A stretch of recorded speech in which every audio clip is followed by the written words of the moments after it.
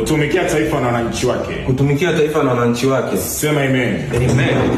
Kiongozi, bado kiongozi. Kweli mwaka huu mwaka wangu. Kiongozi, Taarifa. mradi umegharimu milioni 200. Andika bilioni 4.75. Sawa. Hello? Mjomba. Naam. Nimemaliza chuo, vipi kuhusu kazi? Umemaliza chuo? Ndio mjomba. Ngoja subiri hapo. Ulisema unaitwa nani? Naitwa John kiongozi. Hauna kazi. Mjomba umepata kazi. Habari yako mkuu. Taarifa. Hizi ni seruji kwa ajili ya mradi wa ujenzi wa shule za vijijini, umegharimu milioni 30. Andika bilioni 4.57 kwenye cheki hapo. Mkuu, simu. Hello? Halo.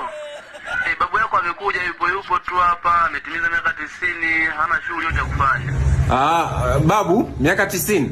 Babu yako yupo tu hapa. Sorry, umesema wewe ni sekta gani? Mimi ni mkandarasi miradi ya vijijini. Sikia, toa sare. Umefuta kazi. Amepata kazi babu, amepata kazi. Msafara baby chukua msafara. Wewe wahi basi unilinde. Nakuja. Haina shida. Paki pembeni mkuu.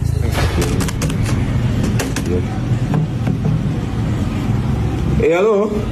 Mwanangu. Niambie shangazi. Dadako huko amezaa mtoto amefariki.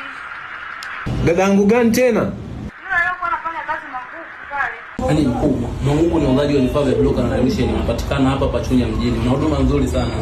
Wanauza bloka? Vifaa vya bloka. Huyo mtoto kipindi anazaliwa mlimpa jina kabla hajafariki? Ndio mwanangu tulimpa. Anaitwa nani?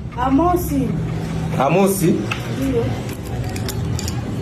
Amepata kazi. Unakurudia?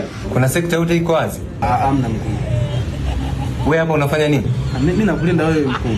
Kavue gwanda hizo. Amepata kazi, kavue gwanda. Msiwezi kwenda Atalinda Amosi, kavue gwanda. Shangazi, mtoto amepata kazi. Kavue gwanda.